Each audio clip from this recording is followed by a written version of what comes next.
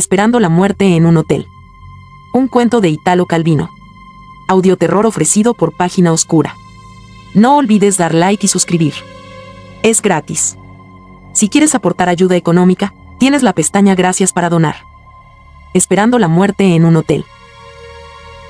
A cierta hora de la mañana empezaban a llegar las mujeres de los prisioneros y se ponían a hacer gestos, levantando la cara hacia las ventanas. Desde el último piso ellos se asomaban para preguntar, para responder, y las manos de las mujeres, abajo, y las manos de los hombres, arriba, parecían querer unirse a través de esos metros de aire vacío. En el gran hotel, poco antes degradado a cuartel y prisión, no había objetos, como rejas o murallas, que sirvieran al alma para concretar ese sentido de libertad perdida.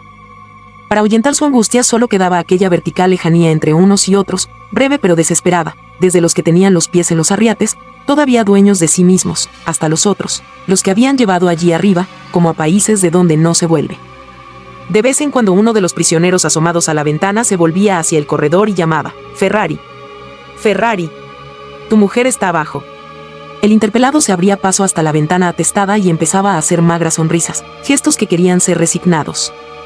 Diego nunca se asomaba, su familia estaba lejos, dispersa por la guerra.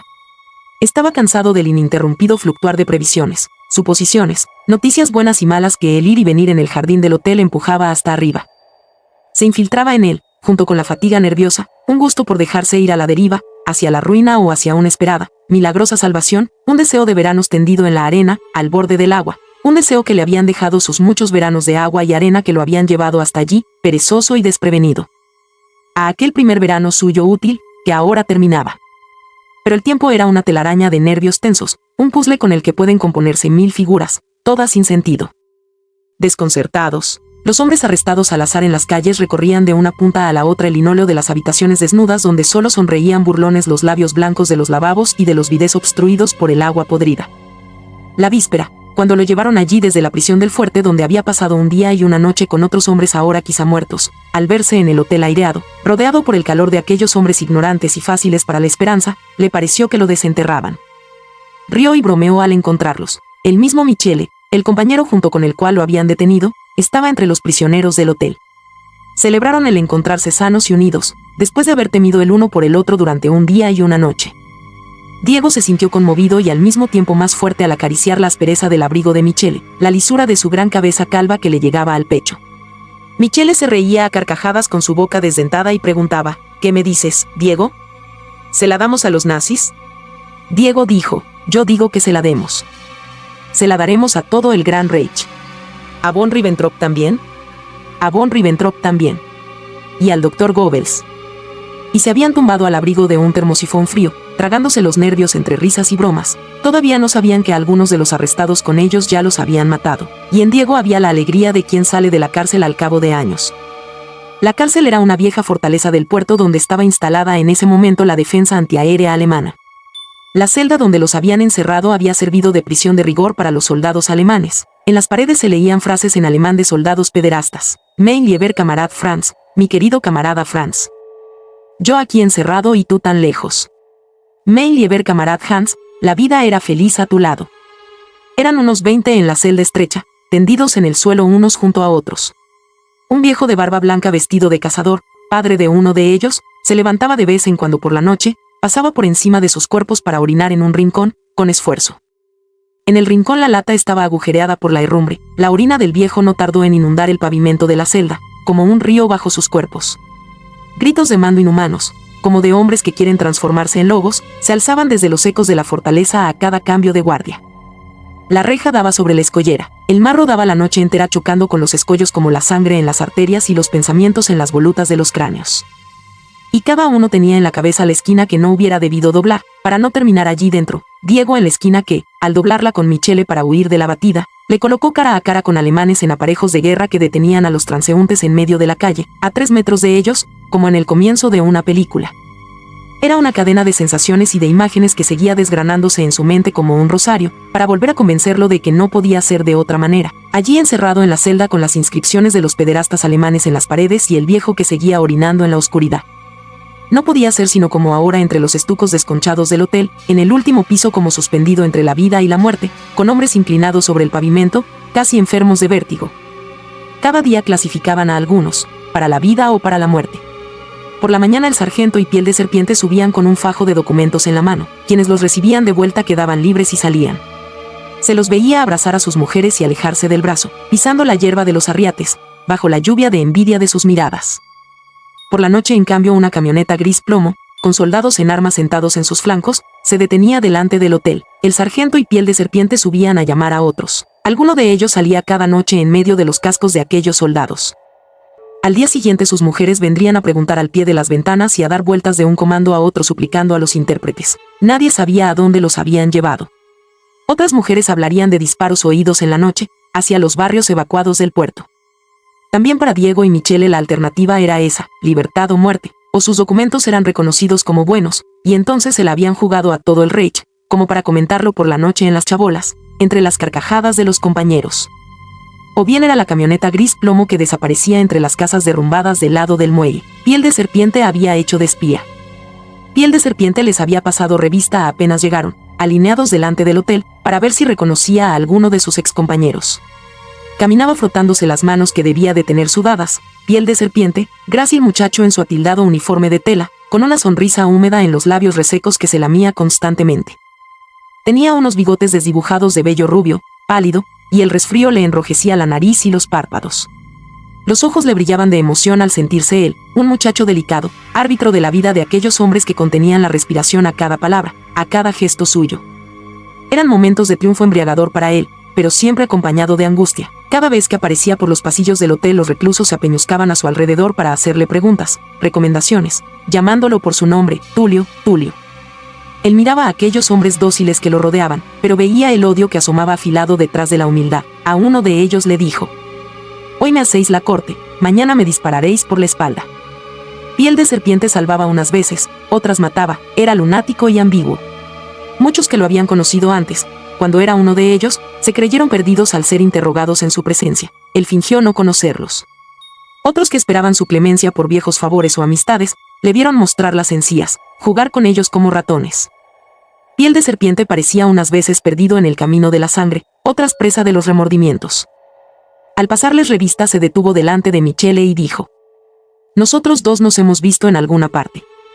Michele contrajo el cuello como si una gota fría le bajara por la espalda y puso cara de extrañeza, de no saber. Diego estaba sentado en las baldosas del corredor con las manos en las rodillas. Michele, a su lado, se asomaba a la ventana. Esperaba a su mujer, que había ido a hablar con Luciano, un intérprete de los de las SS que trabajaba para el comité y que estaba empeñado en hacerlo salir. La mujer de Michele era bastante más joven que él, se había casado cuando era una muchacha.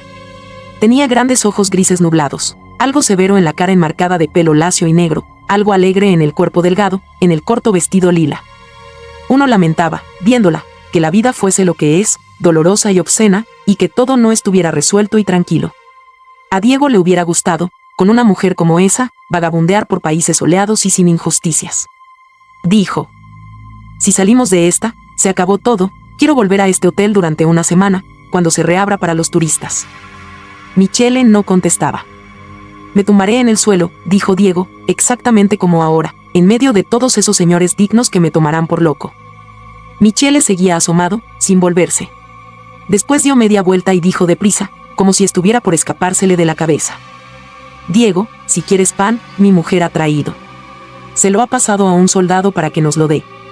Diego preguntó: «¿Ha venido tu mujer? ¿Habló?» Michele no lo miraba a la cara, tenía los ojos clavados en el cielo raso. «Oye, Diego, para mí no hay nada que hacer. Piel de Serpiente me ha entregado. Luciano se lo ha dicho a mi mujer. Está allí abajo llorando». Así dijo Michele, en sus palabras había la sencillez de las cosas largo tiempo temidas, una vez que suceden. Michele había echado a andar de una punta a la otra del corredor, con las manos en los bolsillos, los ojos enormes entre los párpados abiertos que le pesaban. A veces los otros le dirigían la palabra y él los miraba, perdido, como si tuviera que regresar de desmesuradas lejanías para acercarse de nuevo a los objetos de sus palabras. Tal vez pensaba en el vacío, como para acostumbrarse a no existir. Diego seguía de lejos los pasos de Michele, casi temiendo que los otros, ignorantes, perturbaran aquella agonía ambulante. Una insinuación de sus comentarios como personas vivas habría bastado para desencadenar en él la desesperación por la vida perdida. Él era el único de todos ellos en saber que aquel hombre en el corredor caminaba hacia la muerte, ahora a una distancia de solo 1000-2000 pasos. Aquel era su velorio. Era un muerto que paseaba por su cámara ardiente, en ese corredor con rosetas de estuco desconchadas en los cielos rasos y las marcas descoloridas de los espejos sobre las chimeneas de mármol. Diego pensaba en Michele mientras lo velaba. Un compañero viejo, Michele, un buen hombre, a pesar de todos sus defectos, no muy valiente, no muy en la línea del partido. Habían discutido a menudo por esa manía de Michele de soltar frases y de querer saber siempre los motivos de todo, con su prosopopeya de autodidacta. Ahora Michele caminaba por el corredor, con las manos en los bolsillos del abrigo, la gran cabeza calva metida entre los hombros, los grandes ojos bovinos perdidos en el vacío, como espantado de la enormidad de lo que estaban por quitarle. Era un pobre hombre bajo y calvo, con un viejo abrigo, una barba de 3 días, pero a Diego le pareció ver en él, en sus ojos bovinos, en su andar lento y absorto, una fuerza amenazadora de la naturaleza. Le pareció que Michele seguiría caminando así aún después de muerto. Que entraría al día siguiente por la ventana en la sala donde los oficiales alemanes corrían sus juergas, ya enorme, pero siempre con su pobre abrigo, las manos en los bolsillos, la cabeza calva y la mirada bovina perdida en el vacío, y caminaría con su paso lento sobre los manteles manchados de champán, en silencio. Delante de los árboles de Navidad iluminados, de las cruces de hierro relucientes, del nudo de senos y de nalgas desplegados, entre el terror de los oficiales alemanes y los gritos de las mujeres.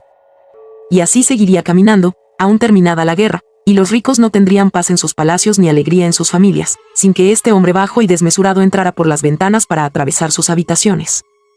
Y en las mesas en torno a las cuales se decide la paz y la guerra, y en todos los lugares donde se coarta o se despoja o se miente, donde se predica lo falso, donde se adora a dioses injustos, siempre aparecería por la noche, en el muelle, la sombra del hombre asesinado. Alguno de los prisioneros habló de hombres ahorcados por los alemanes. Diego vio a Michele colgado de un farol del puerto, los ojos enormes, las manos apretadas todavía en los bolsillos. Y le pareció que a Michele lo habían matado todos los hombres, todos ellos, una culpa sin límites que quitaría toda alegría a la vida, que habría que expiar por los siglos de los siglos. Sobre los círculos del agua donde Michele había desaparecido flotaba solo su abrigo vacío, con los brazos abiertos como una cruz. La campana de la boya roja en mitad del puerto doblaba a muerte por el compañero desaparecido, movida por las olas. Debajo del agua el cable de la boya anclada terminaba en un nudo corredizo, con la cabeza de Michele dentro. Pero la cabeza de Michele salía a la superficie, verde de algas, los ojos muy abiertos. Daba un grito. El viejo padre con su traje de cazador se levantaba en la noche y empezaba a orinar gimiendo, enorme sobre todos ellos. Los ríos se desbordaban, todos los hombres buenos y malos quedaban sumergidos. Los órganos del viejo, cansados de haber engendrado a todos los hombres, ahora anegaban el universo. Solo Piel de Serpiente huía por la tierra en busca de salvación, acariciándose las manos sudadas, humedecidas por el agua podrida del bidé del hotel. Pero cada ataúd estaba ocupado por un muerto que él había matado, la crecida lo rodeaba por todas partes, lo arrastraba en un remolino. Esa noche la camioneta se había retrasado y todos decían con alivio que no llegaría. Michele esperaba asomado a la oscuridad. Llegaron en cambio 4 autobuses de turismo, conducidos por soldados alemanes. Hubo agitación entre los reclusos, preguntas, suposiciones. El coronel subió enseguida con la lista y los llamó uno por uno. A Michele y Diego los llamaron junto con los otros, por los nombres falsos que habían dado, incluso el de Michele el coronel lo pronunció mal, como si nunca lo hubiera oído. Los prisioneros fueron separados en 4 grupos que entraron de a uno en los autobuses. Diego y Michele se encontraron juntos, todavía unidos a aquella multitud casi celosa de la injusticia sufrida. Entre las voces ansiosas de los hombres circuló un nombre salido no se sabía de dónde, Marasí, Marasí. Nos llevan a Marasí. Pero aquel nombre casi tranquilizaba a Michele y Diego, quería decir abandonar la angustia de la muerte próxima, el ambiguo Piel de Serpiente, los lugares conocidos atestados de insidias.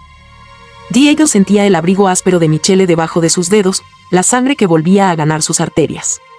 Dijo: «¿No te dije que Luciano es un cuentero? ¿No te lo dije?» Y Michele repetía: «Vaya cuentero, hostia», con una sonrisa más suelta, como gastando una broma. Y los 2 compañeros comprendieron que a partir de entonces cualquiera que fuese su destino, sangre, gritos, agotamiento, sentirían sin embargo el gusto sanguíneo de estar vivos y de compartir el dolor como el pan. Un áspero sabor de vida los acompañaría en adelante, en las galerías de Marasí llenas de gritos, en los barracones desolados del norte, hasta el regreso.